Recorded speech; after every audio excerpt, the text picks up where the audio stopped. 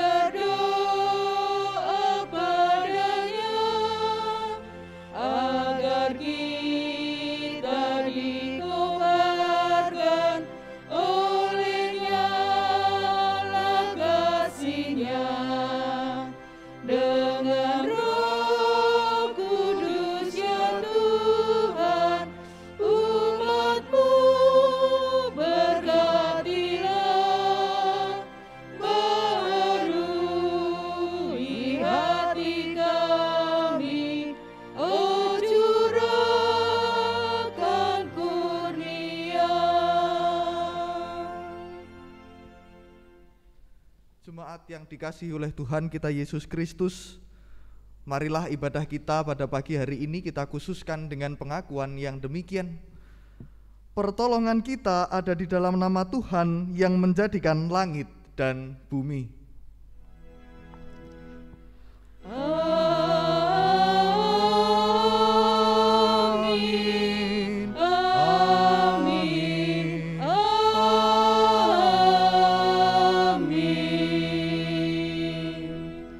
Tuhan menyertai saudara. Dan menyertai saudara juga. Jemaat dipersilakan untuk duduk. Hari ini kita akan menggumuli tema bersama Yesus berbuah kemenangan dan keberanian bersaksi. Melalui ibadah ini kita diajak untuk memahami pentingnya relasi dengan Kristus yang membawa kehidupan berkemenangan dan keberanian untuk bersaksi. Kita juga akan belajar bagaimana kita menumbuh kembangkan relasi dengan Kristus. Marilah kita bersama-sama kembali memuji dan memuliakan nama Tuhan melalui kidung jemaat 339 bait pertama dan kedua. Maju Laskar Kristus.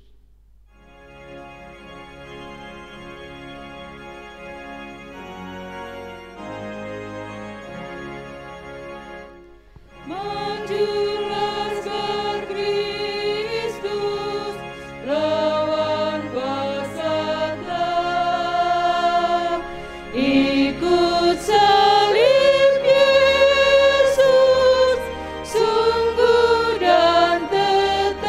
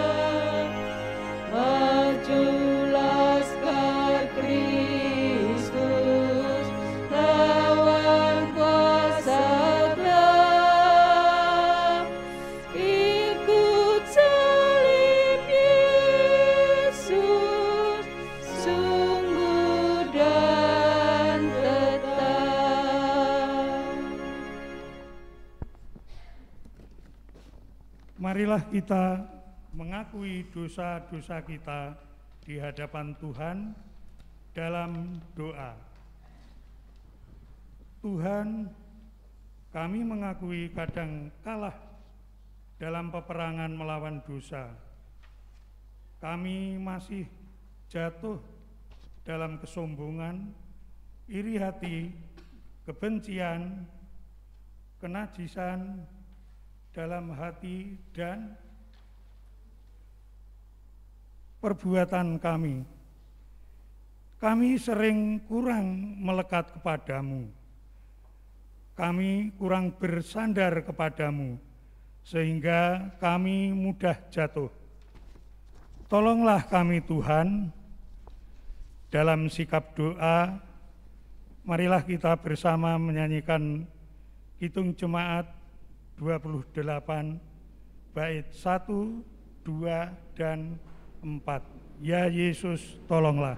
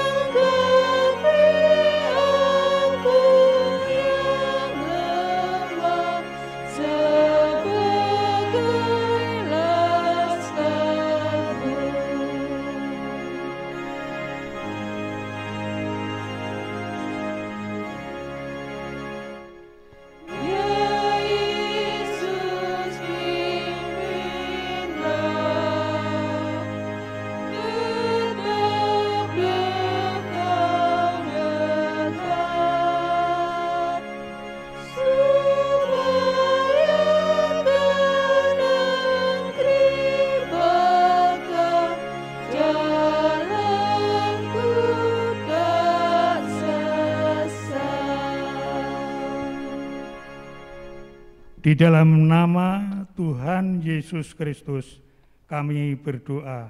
Amin. Marilah kita bangkit berdiri untuk menerima berita anugerah.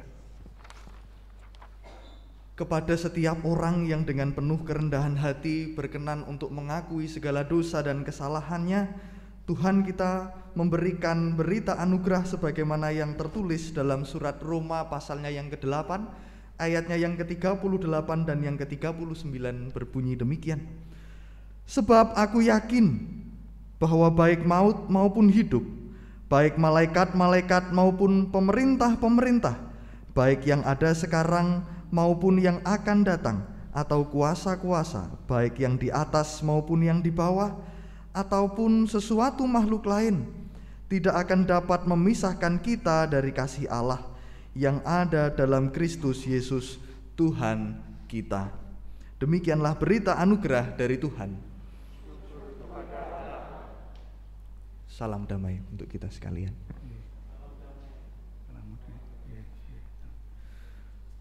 Marilah kita sambut berita anugerah dari Tuhan dengan kita memuji nama Tuhan dengan menyanyikan Kidung Jemaat nomor 370 bait pertama dan yang kedua, Ku mau berjalan dengan juru selamatku.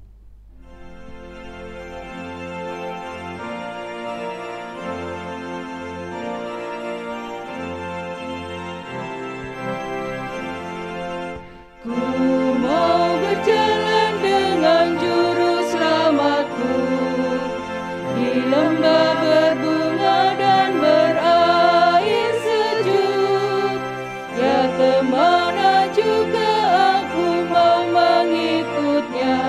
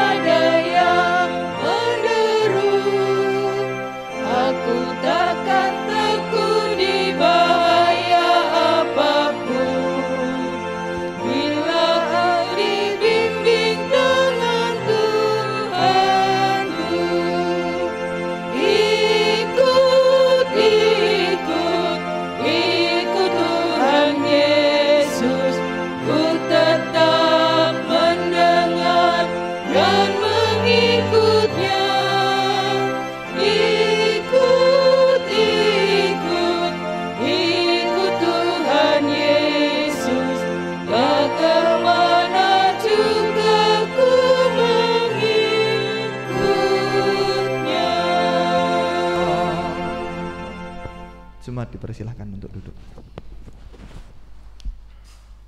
Saudara-saudara sekalian, kita akan bersama-sama masuk dalam pewartaan sabda. Untuk itu sebelumnya marilah kita bersatu di dalam doa. Kita berdoa.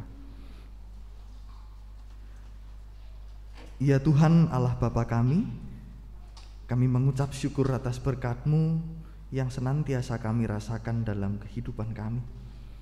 Kami percaya bahwa dalam kehidupan kami sehari-hari Engkau senantiasa berjalan bersama dengan kami, dan kami pun bisa senantiasa dekat dengan Engkau.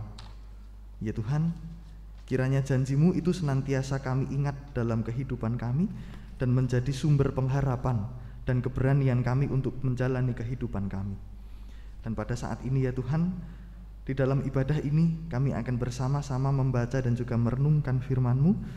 Kiranya Engkau berkenan untuk hadir bersama-sama dengan kami di tempat ibadah ini, agar kami betul-betul bisa merasakan berkat-Mu tercurah kepada kami bisa merasakan menghayati kebersamaan dengan Engkau. Dan kiranya melalui curahan Roh Kudus-Mu, kami dapat mengerti dan juga menjalankan firman-Mu itu dalam kehidupan kami. Kiranya Engkau juga berkenan untuk menuntun hamba-Mu ini ya Tuhan, agar kiranya apa yang hamba-Mu ini sampaikan hanya seturut dengan kehendak-Mu, dan kemuliaan-Mu semakin kami kenal, cinta kasih-Mu semakin kami yakini dan kami rasakan dalam kehidupan kami. Ya Tuhan, berfirman-Lah, karena kami siap untuk mendengar. Amin.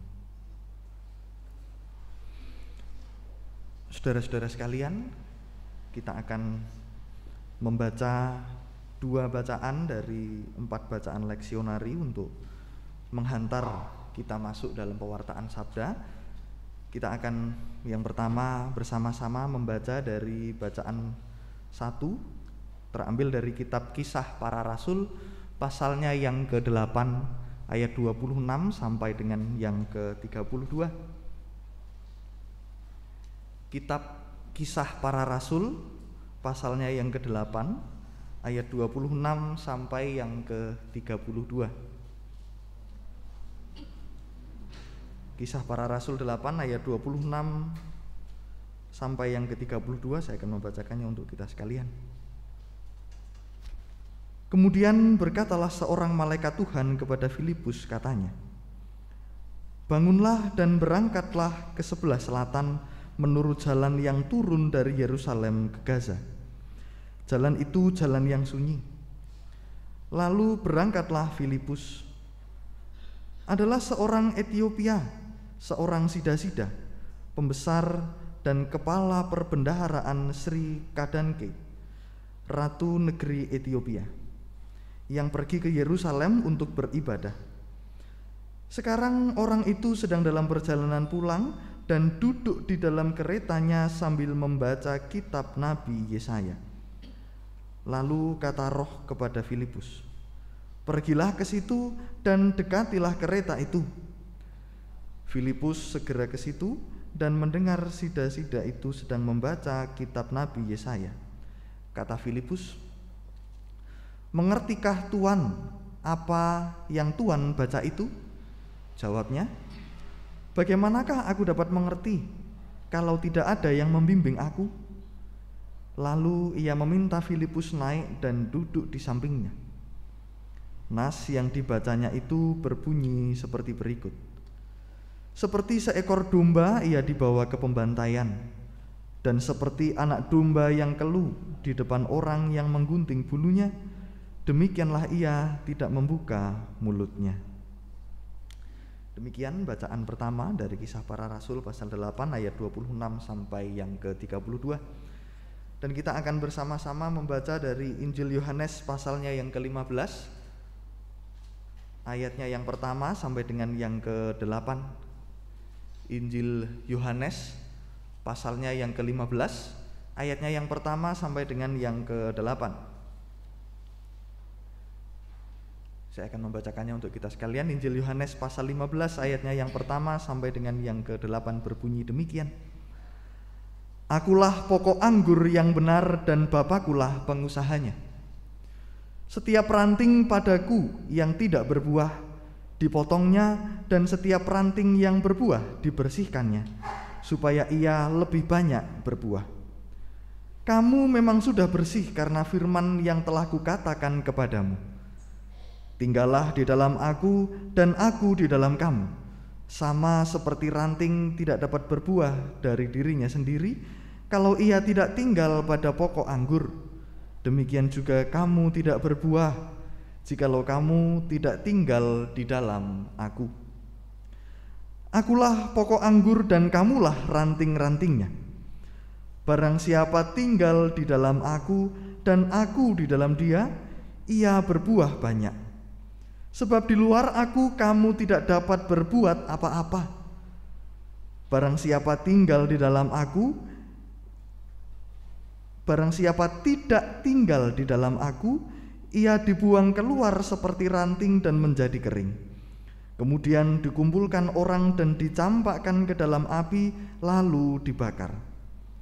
Jikalau kamu tinggal di dalam aku dan firman-Ku tinggal di dalam kamu, mintalah apa saja yang kamu kehendaki dan kamu akan menerimanya. Dalam hal inilah Bapa-Ku dipermuliakan, yaitu jika kamu berbuah banyak, dan dengan demikian kamu adalah murid-murid-Ku. Demikianlah Injil Yesus Kristus. Yang berbahagia ialah mereka yang mendengarkan firman Tuhan dan yang memeliharanya. Haleluya. Haleluya, haleluya, haleluya.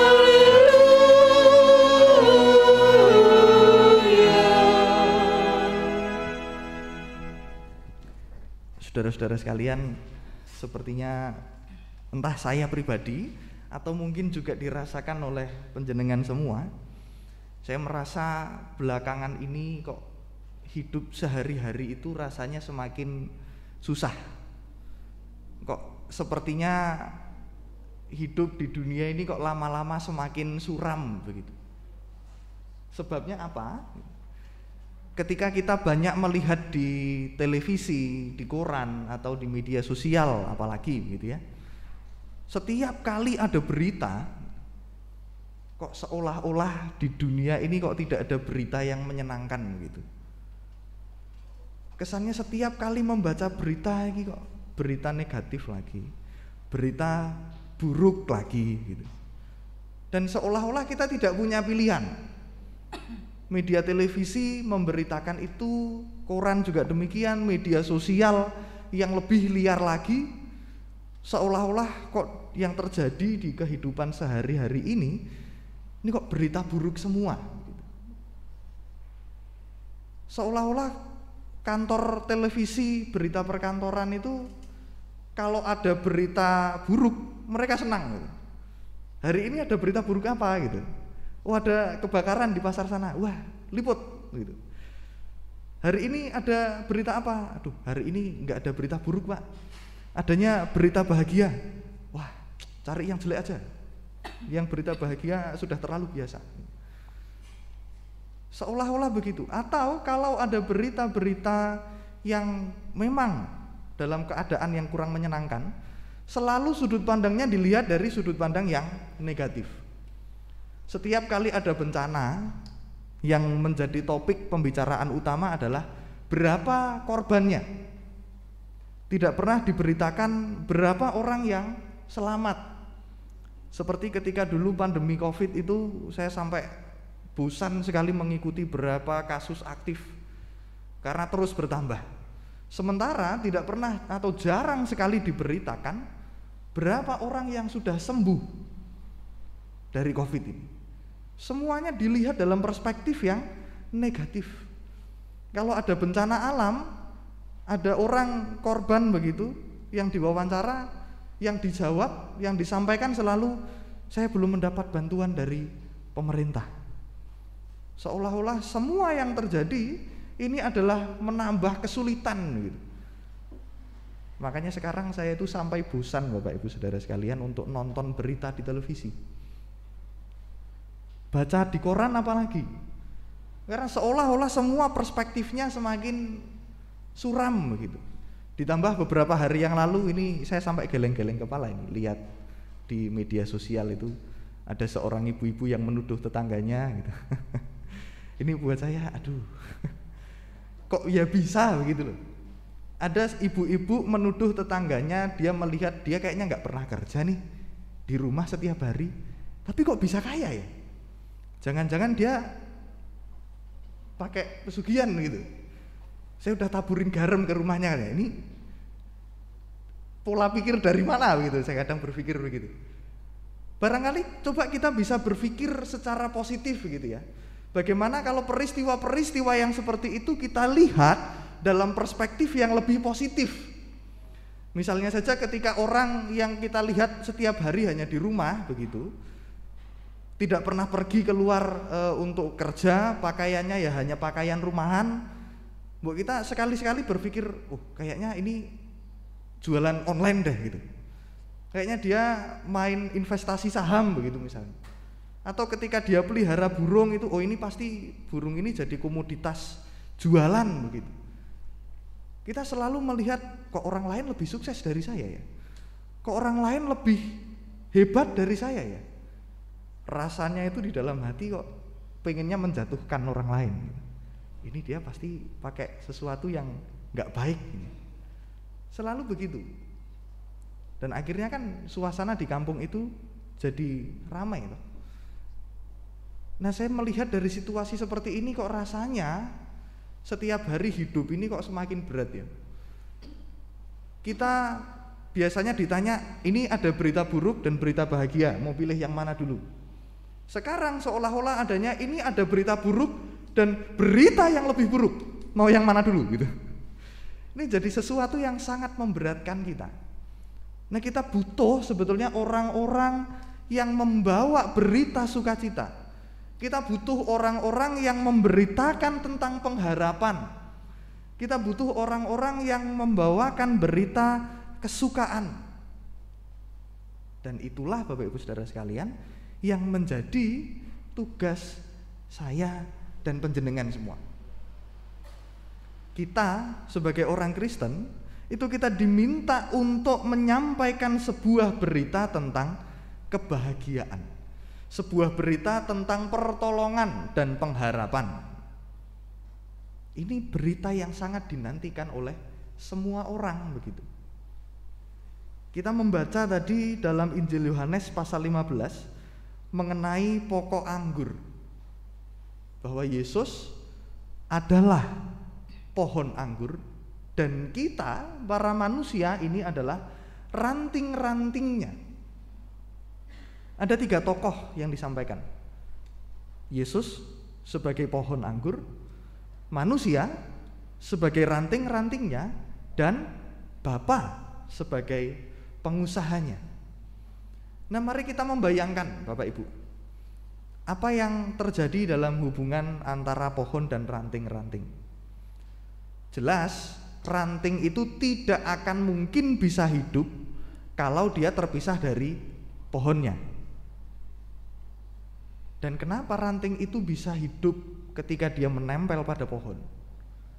Karena melalui hubungan yang dekat menempel itu, ranting-ranting ini kemudian mendapatkan nutrisi. Dan setelah dia mendapatkan nutrisi, melalui ranting-ranting ini kemudian akan muncul buah-buah. Saya kira kita semua bisa membayangkan atau bahkan pernah melihat pohon anggur gitu ya. Pohon anggur ketika berbuah itu kan kelihatannya bagus sekali. Pohon anggur itu kan merambat ya, merambat begitu, kemudian buahnya itu kan gerombol, jadi satu kumpulan begitu. Dan ranting-rantingnya itu kan ranting-ranting yang kecil sebetulnya. Batang ini juga kelihatannya kecil, tapi dia bisa menopang ranting-ranting yang begitu banyak. Dan ketika itu sedang berbuah, kelihatannya itu kan bagus sekali. Ketika ditata dengan baik, pohon anggur yang merambat ke atas itu diberikan dudukan begitu. Dilihat dari bawah, ketika mendongak ke atas isinya buah anggur, warnanya hijau atau merah begitu kan kelihatannya indah sekali. Pasti kalau kita datang ke kebun anggur dan sedang berbuah, kepinginnya mesti foto, karena ada keindahan di situ. Berkat siapa? Satu, tentu saja karena pohon anggur itu sendiri, yang dia bisa membagikan keindahan yang luar biasa. Yang kedua, berkat pengusahanya. Tetapi Bapak Ibu Saudara sekalian, pengusaha dan pohonnya itu jarang diapresiasi pasti. Nah, yang diapresiasi apanya? Buahnya. Pasti orang datang ke sana mengatakan, wah buahnya banyak ya, buahnya bagus, oh buahnya manis gitu. Tidak pernah mengatakan, oh pohonnya bakoh ya gitu. Atau pengusahanya hebat ya, nata pohonnya bisa seperti ini. Nah, itulah gambaran kita Bapak Ibu Saudara sekalian. Yang dilihat itu selalu buahnya. Artinya dalam kehidupan kita, dalam relasi kita dengan Tuhan kita, dengan Yesus Kristus, selalu yang dilihat itu adalah buahnya. Nah, kita setelah kita menerima nutrisi-nutrisi, mendapatkan perawatan dari pengusaha itu, dari Bapa, kita diajak untuk membuahkan hasil. Membuahkan hasil tentu saja untuk orang lain, begitu, yang melihat, dan juga untuk pengusahanya. Nah, dari sini Bapak Ibu Saudara sekalian, mungkin kita bisa menimbulkan satu pertanyaan dulu. Kalau dalam hubungan antara pohon dan ranting menghasilkan buah itu kan ada nutrisinya. Lalu nutrisi apa yang kita terima ketika kita melekat sebagai ranting dengan Yesus sebagai pokok anggur? Apa nutrisinya? Nutrisinya sangat jelas dan sangat menyenangkan, penuh dengan pengharapan. Yaitu bahwa kita sebagai manusia yang berdosa, kita diberikan janji akan keselamatan. Kita sebagai seseorang yang seharusnya dihukum, kita diberikan janji bahwa hukuman itu akan dihilangkan. Bahwa kita akan diberikan sebuah keselamatan. Menyenangkan sekali. Berita yang penuh dengan pengharapan. Kita tidak disuguhi dengan sesuatu yang menakut-nakutkan. Bisa saja Yesus itu mengatakan, kalau kamu tidak percaya kepada Bapa dan mengikut aku, kamu masuk neraka. Bisa saja begitu. Tapi apa yang dikatakan Yesus? Datanglah kepadaku dan ikutlah aku, maka keselamatan akan diberikan kepadamu. Ketoklah, maka pintu akan dibukakan. Mintalah, maka engkau akan diberi. Perspektif yang digunakan oleh Yesus itu selalu perspektif yang positif. Walaupun juga bisa dinyatakan dengan cara yang negatif.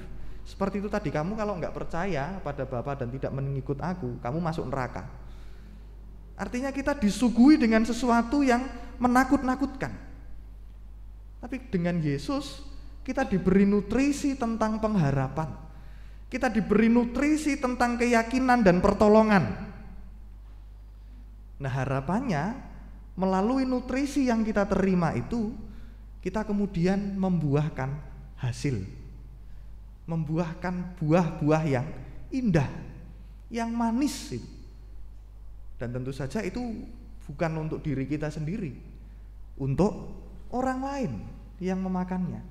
Juga untuk Bapa sebagai orang yang mengusahakannya. Kalau kita lihat kemudian di bacaan Kisah Para Rasul tadi, Filipus itu bisa menjadi contoh bagaimana seseorang itu menghasilkan buah. Diceritakan di Kisah Para Rasul pasal 8, Filipus itu bertemu dengan seorang dari Ethiopia. Dikatakan dia adalah Sida-Sida. Tidak disebutkan namanya siapa, dia hanya disebut sebagai seorang bendahara dari sebuah kerajaan di Ethiopia. Ada yang tahu apa itu Sida-Sida? Enten ingkang mangertos? Betul. Sida-Sida itu adalah seorang pegawai kerajaan yang dikebiri. Dia bendahara, dikebiri. Dikebiri itu ada dua kemungkinan ya. Yang pertama, kalau laki-laki itu diambil biji pelirnya itu, atau yang kedua dipotong habis. Gambarnya sebenarnya menakutkan ya, tapi memang itu yang disampaikan, dan supaya kita mengerti apa itu dan kenapa ini menjadi sebuah berita yang penting. Itulah sida-sida, seseorang yang dikebiri. Nah, kalau kita pernah membaca kitab Yesaya, di kitab Yesaya itu disampaikan bahwa orang yang dikebiri itu adalah seseorang yang dianggap najis, seseorang yang dianggap tidak baik. Dan kalau dia datang ke bait Allah, dia hanya boleh masuk di bagian pelataran saja.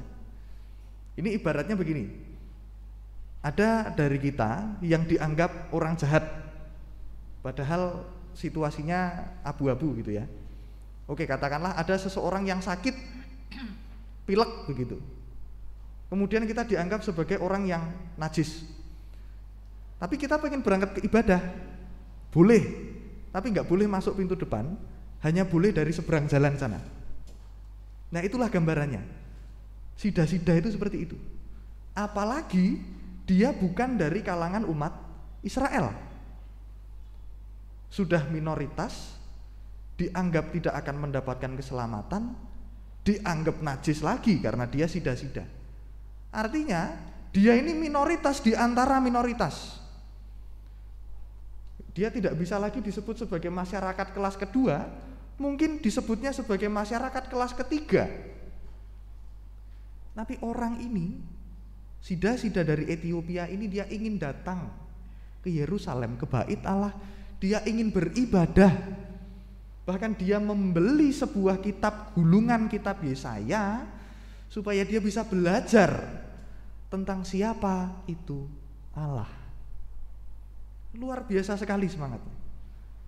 Tapi orang yang seperti itu, yang punya keinginan dan dorongan yang luar biasa, dituding dan dituduh bahwa dia tidak akan mendapatkan keselamatan, semata-mata karena dia dikebiri dan bukan bangsa Israel. Nah, kalau panjenengan dalam posisi seperti itu, ketika pengen beribadah, gak boleh masuk ke gereja, boleh datang ke gereja, yang lain boleh, sementara kita hanya boleh ngikut ibadah dari seberang jalan. Sedihnya bukan main. Dituduh sebagai orang yang najis, dituduh sebagai orang yang kafir, itu sedih pasti. Tapi orang dalam keadaan seperti inilah Filipus diutus untuk menemui dia. Filipus diutus untuk membimbing dia. Filipus diutus untuk menjelaskan tentang apa itu yang disampaikan oleh Nabi Yesaya. Nabi Yesaya itu kan menyampaikan banyak pengharapan juga tentang kedatangan Mesias yang akan menyelamatkan. Artinya dengan Filipus yang menolong sida-sida ini untuk mengerti tentang kitab Yesaya, Filipus membagikan berita tentang keselamatan kepada seseorang yang betul-betul disingkirkan. Dia membawa berita pengharapan, dia membawa berita sukacita agar sida-sida ini bisa mendapatkan keselamatan jika dia percaya kepada Yesus. Setiap orang bisa mendapatkan keselamatan ketika bersama dengan Yesus. Nah, berita seperti ini loh Bapak Ibu yang kita perlukan. Bahwa ketika kita ini sebagai orang yang sering kali disingkirkan, kita orang yang dianggap nomor 2, kita itu rindu untuk mendapatkan bahwa berita pengharapan itu ada untuk kita. Saya ingat ketika beberapa waktu lalu Pak Jokowi mengangkat sebuah menteri agama yang baru. Kemudian menteri agama baru ini seolah-olah membawa berita pengharapan bagi orang-orang Kristen. Seseorang yang berpikir lebih luas, tidak hanya berpikir untuk golongannya sendiri, tetapi juga memberikan peluang, apalagi dia juga menyampaikan tentang memberikan bantuan untuk gereja-gereja yang izin bangunannya dipersulit. Nah, berita-berita seperti itu loh yang kita perlukan. Saya dan juga panjenengan semua itu diutus dalam kehidupan sehari-hari untuk menghasilkan buah-buah. Buah-buahnya itu apa? Dengan kita memberitakan berita-berita tentang kebahagiaan, berita-berita tentang pengharapan, berita yang membawa sukacita. Betul, memang dalam setiap situasi itu bisa dilihat ada positif dan negatifnya. Betul. Ketika dalam situasi pandemi pun ada positif dan negatifnya. Negatifnya adalah kita semakin sulit untuk hidup bersekutu. Kita semakin sulit untuk bisa dekat dengan orang lain, untuk bisa berinteraksi dengan orang lain, kita semakin sulit. Tapi juga ada peluang-peluang positif di balik itu semua. Kita diberikan waktu sebentar untuk kita bisa menghayati, oh ternyata hidup ketika saya bebas bertemu dengan orang lain, tidak harus menggunakan masker, itu enak sekali. Ketika saya bisa datang ibadah ke gereja, itu menyenangkan sekali. Ada peluang-peluang positif yang tetap bisa kita temukan. Bahkan dalam kehidupan sehari-hari pun, misalnya ketika dalam tanggung jawab kita sebagai orang tua, seringkali ketika marahin anak-anaknya mungkin, "Mbok, kamu tuh belajar yang rajin. Kalau kamu nggak belajar nanti nilaimu jelek loh." Yang muncul apa? Ancaman. Yang muncul apa? Kemungkinan-kemungkinan yang negatif. Kalau kamu nggak belajar nanti kamu nggak naik kelas loh. Menimbulkan ketakutan. Berbeda situasinya kalau gaya bahasa kita ganti. Nak, belajar yuk sama mama sama papa, biar nanti kamu gede bisa jadi orang hebat. Nak, belajar kitab suci yuk, biar nanti kalau gede kamu bisa jadi pendeta, bisa jadi majelis gitu. Dan yang lain, semua kita kemas dalam berita-berita yang membahagiakan, dalam berita-berita yang membawa pengharapan, bukan berita-berita yang membawa ketakutan. Itulah Bapak Ibu Saudara sekalian yang menjadi tema ibadah kita pada hari ini, bersama Yesus berbuah kemenangan dan keberanian untuk bersaksi.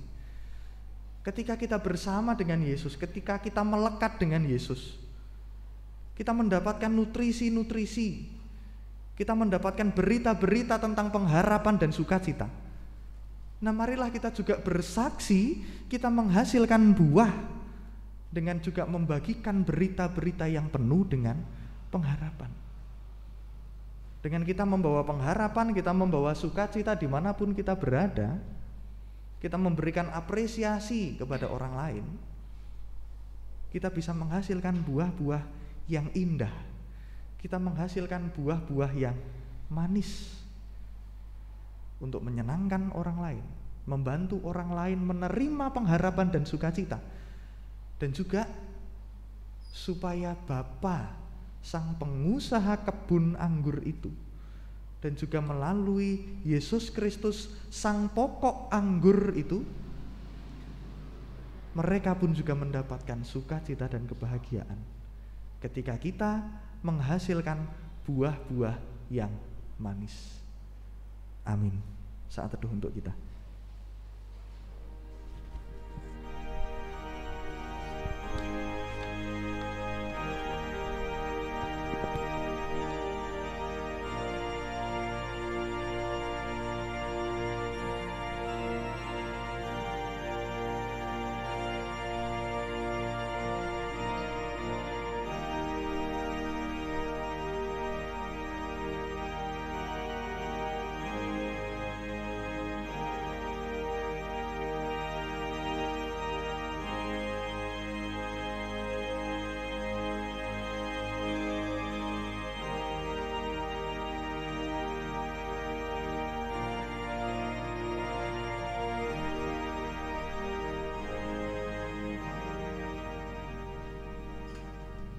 Saat hening cukup.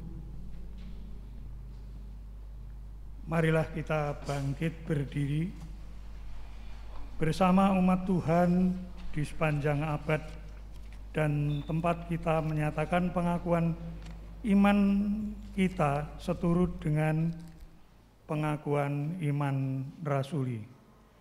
Aku percaya kepada Allah Bapa yang Maha Kuasa, Khalik langit dan bumi, dan kepada Yesus Kristus, anaknya yang tunggal Tuhan kita, yang dikandung daripada Roh Kudus, lahir dari anak darah Maria, yang menderita di bawah pemerintahan Pontius Pilatus, disalibkan, mati dan dikuburkan, turun ke dalam kerajaan maut. Pada hari yang ketiga bangkit pula dari antara orang mati, naik ke surga, duduk di sebelah kanan Allah Bapa yang Maha Kuasa, dan akan datang dari sana untuk menghakimi orang hidup dan yang mati. Aku percaya kepada Roh Kudus, gereja yang kudus dan am, persekutuan Roh Kudus, pengampunan dosa, kebangkitan daging, dan hidup yang kekal. Dipersilahkan duduk.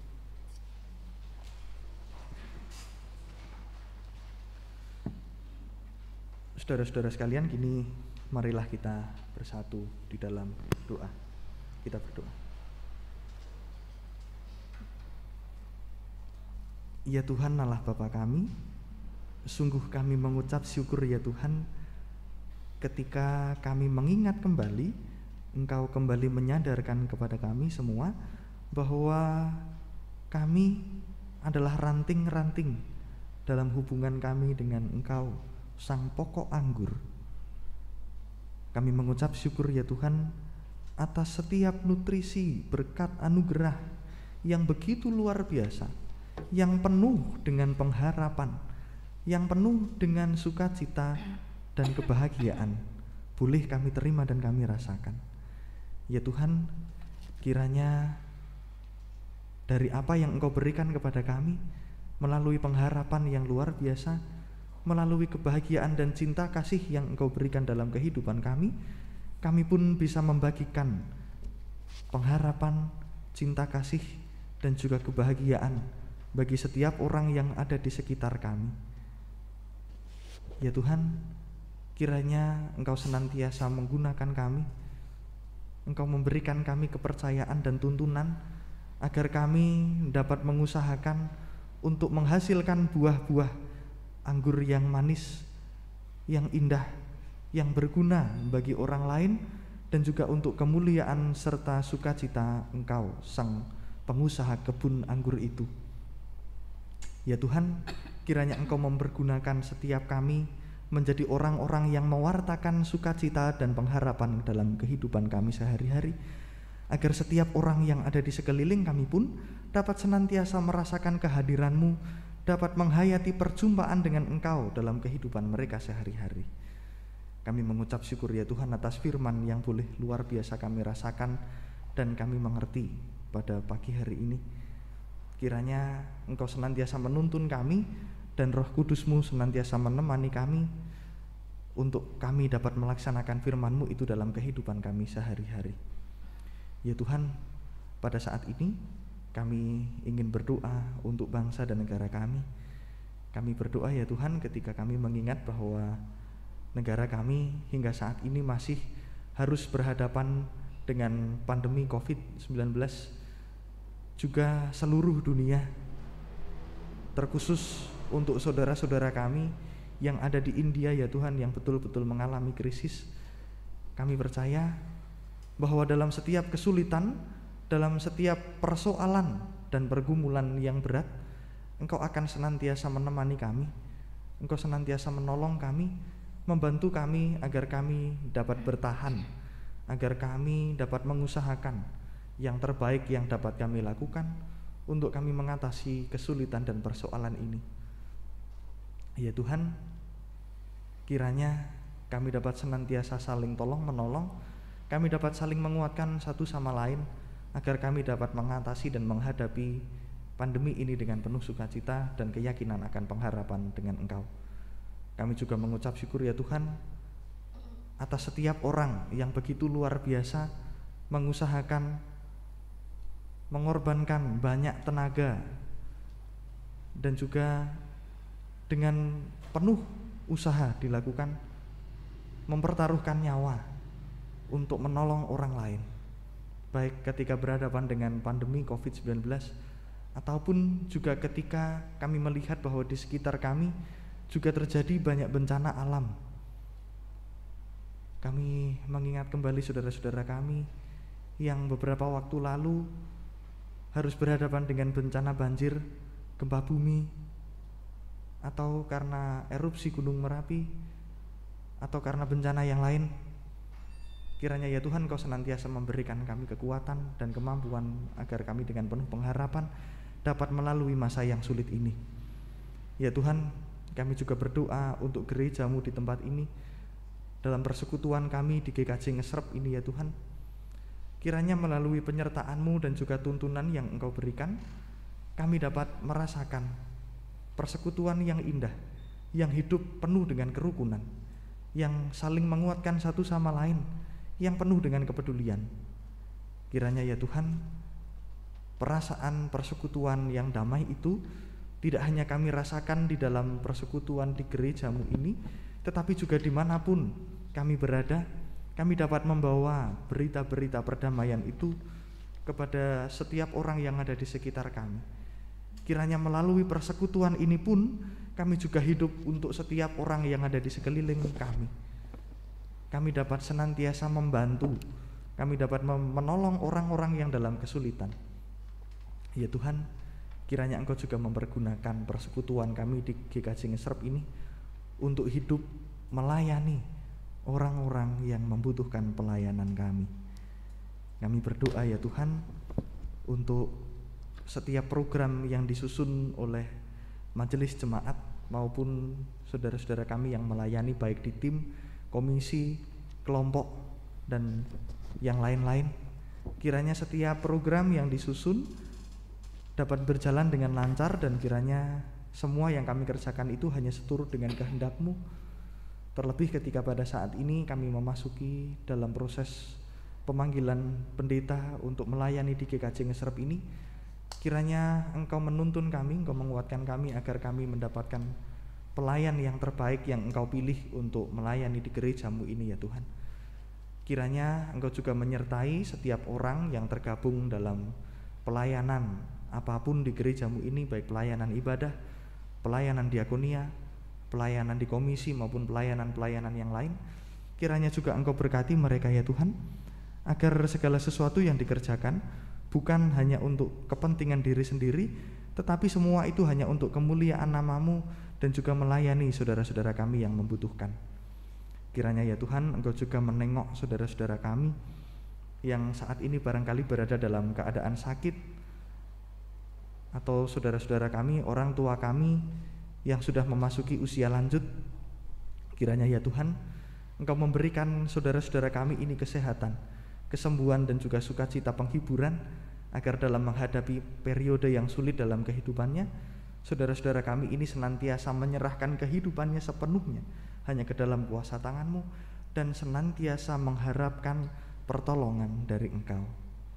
Kami juga berdoa ya Tuhan untuk saudara-saudara kami ataupun diri kami pribadi yang barangkali saat ini berada dalam pergumulan karena kehidupan sehari-hari, karena tanggung jawabnya di pekerjaan, di sekolah, karena hubungannya dengan orang lain, atau dalam kehidupan berkeluarga. Kiranya ya Tuhan, dalam setiap pergumulan itu kami pun dapat senantiasa merasakan bahwa Engkau hadir bersama-sama dengan kami, bahwa Roh Kudus-Mu senantiasa menyertai kami. Ya Tuhan, bantu kami agar kami dapat keluar dari pergumulan ini dengan pertolongan yang Engkau berikan, dan kami pun betul-betul merasakan pertolongan dan juga jalan keluar yang Engkau berikan kepada kami. Ya Tuhan, masih begitu banyak hal yang ingin kami bawa dalam doa ini, tetapi kami yakin dan percaya bahwa Engkau adalah Allah yang mengerti apa yang menjadi keinginan dan kebutuhan kami. Kiranya ya Tuhan, setiap kebutuhan kami dapat Engkau cukupi, dan kami percaya bahwa Engkau adalah Allah yang maha mengerti, dan kiranya Engkau dapat senantiasa mengajari kami untuk kami senantiasa menyerahkan kehidupan kami sepenuhnya hanya ke dalam kuasa tangan-Mu. Kami juga mengakui ya Tuhan bahwa dalam kehidupan kami banyak terselip salah dan dosa. Untuk itu kami juga memohon pengampunan Kami memohon belas kasih dan cinta kasih agar boleh kami rasakan dalam kehidupan kami sehari-hari. Ya Tuhan, inilah doa kami yang kami panjatkan hanya di dalam nama Tuhan kami, Yesus Kristus, yang telah mengajarkan kepada kami untuk bersama-sama berdoa. Bapa kami yang ada di surga, dikuduskanlah namamu, datanglah kerajaanmu, jadilah kehendak-Mu di bumi seperti di surga. Berikanlah kami pada hari ini makanan kami yang secukupnya, dan ampunilah kami akan kesalahan kami, seperti kami juga mengampuni orang yang bersalah kepada kami. Dan janganlah membawa kami ke dalam pencobaan, tetapi lepaskanlah kami dari yang jahat. Karena Engkau-lah yang punya kerajaan dan kuasa dan kemuliaan sampai selama-lamanya. Amin.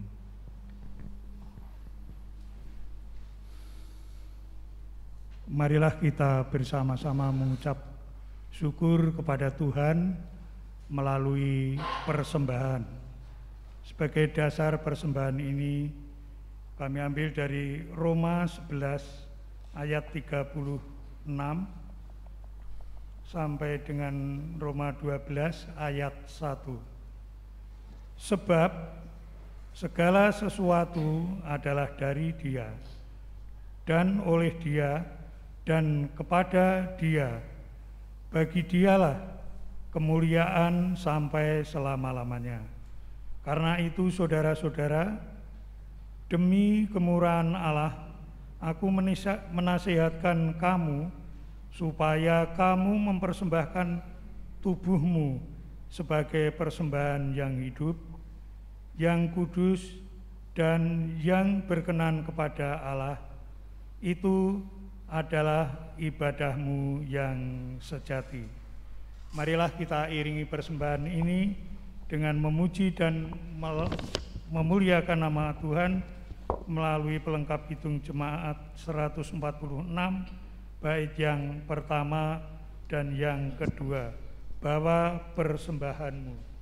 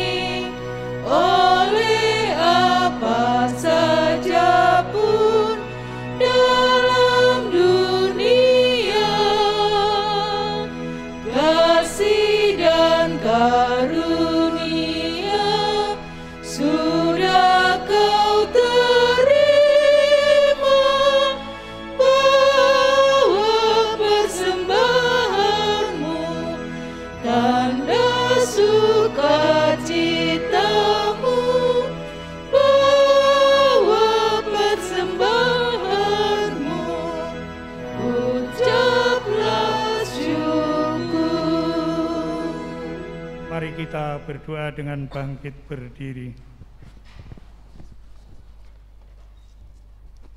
Tuhan, sumber segala berkat, kami mempersembahkan persembahan yang kami bawa kepadamu.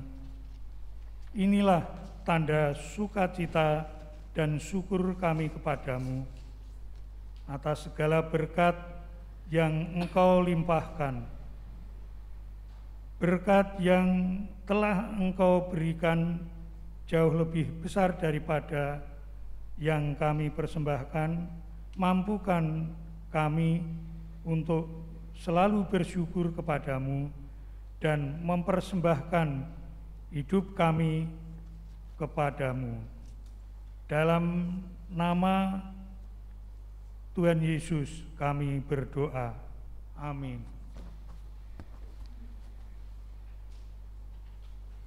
Bersama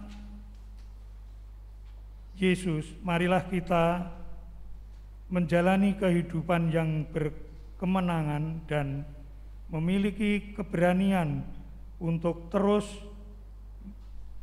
menyaksikan Kristus kepada dunia. Marilah kita bawa berita tentang kasih, kebenaran, dan damai Allah dengan menyanyikan Kidung Jemaat 426 bait 1 dan 2. Kita harus membawa berita.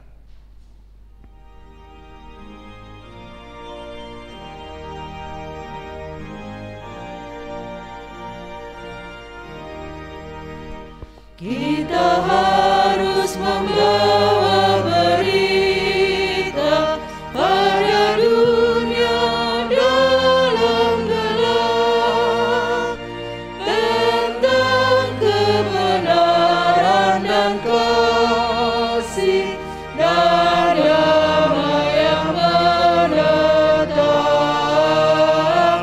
dan damai yang menetap, karena gelap jadi remang pagi dan remang jadi siang terang. Kuasa Kristus kan nyatalah ramani dan cemerlang.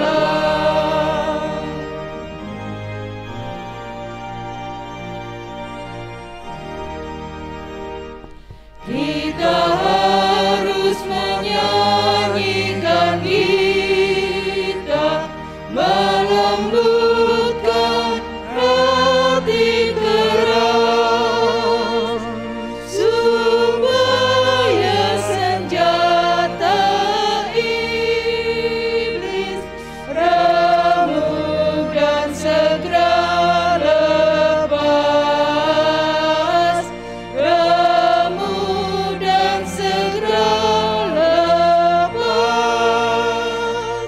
karena gelap jadi remang pagi dan remang jadi siang terang. Kuasa Kristus kan nyatalah ramani dan cemerlang.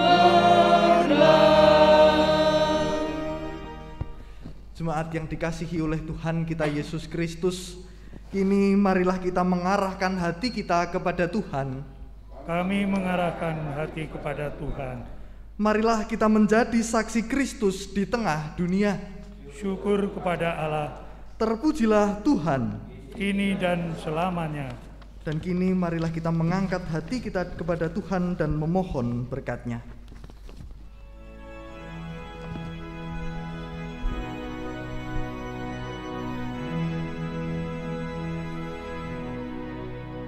Kasih Tuhan mengiringimu dan sayap-Nya melindungimu. Tangan Tuhan pegang di dalam hidupmu.